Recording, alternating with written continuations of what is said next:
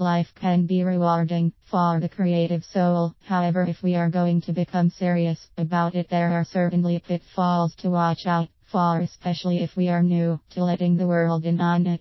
In my case, I am an artist, and starting out is something that may sound easy, as you paint a piece of artwork on a canvas and sell it to an audience who will love your work, and that's all there is to it. I fell into this trap.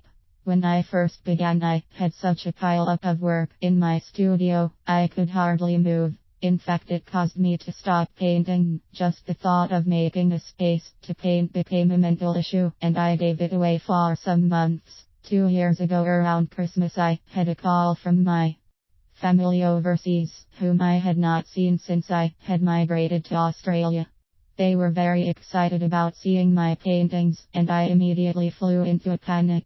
I had to clean out my studio. It took me 4 days to complete the task. What had happened was that I had hoarded all my work, frightened to sell it, let alone wanting to show it to anyone. Naturally, I had paintings on the walls around the house, which my visitors saw when they came. I ended up giving 2 away, and the look on their faces filled me with warmth. I felt on top of the world, and began painting more. Each time I had completed one, I would upload it to social media sites, where I began to get quite a following.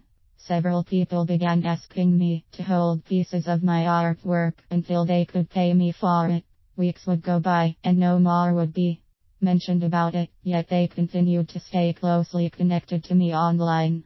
It was as if nothing had taken place, and here I was holding paintings I could have sold to others in real time, who would have paid me cash outright. This taught me to always get a deposit for any work someone wants you to hold for them, and let them know that the painting will only be held for them within a certain time frame.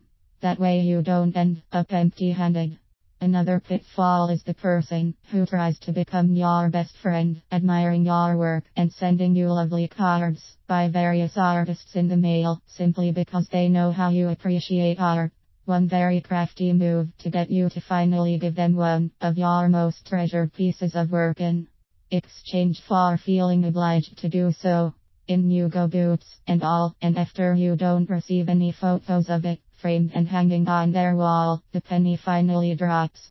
Often than not, people might aim to get alongside you for monetary gain, getting your work for free and on selling it to an audience of their own. These are the art dealer cons, who will sell your hard work for themselves for more money than you yourself would dare ask for it. How long can you as an artist afford to keep supplying people with free artwork so they can make a nice killing while you're out in the back room for hours on end? Sounds like a sweatshop example. It's not fair. That lesson was learned the painful way. Ouch. Then there are the people behind the charities. Those people we credit as being the most honest. They are above all, so most of us are conditioned to believe if a person from a charity asks you for a painting or to paint something specific so they can raise money for their charity, look into it before you sign the verbal agreement. This can be a trap. Many people play on the good nature of creative people because we are sensitive beings on the whole. If an artist likes you, he will probably give away a piece or two of his work to those he finds genuine. Creativity is priceless, and many people don't think of how many actual man-hours go into creating masterpieces, making a mistake, and having to begin again and again. This goes for any type of work an individual does, such as art, painting, sewing, carving, jewelry making, cooking, gardening, landscaping, engraving, the list goes on. Often the creative soul doesn't make many boundaries and struggles to come to terms with the fact that they have a very viable business. Creativity is not taken seriously, not even by the person who is doing all the creating. Often they suffer from low self-worth. These are some of the personal pitfalls I have combated since I began painting for a living. Each artist will have their own stories of their personal journeys. This has been mine so far.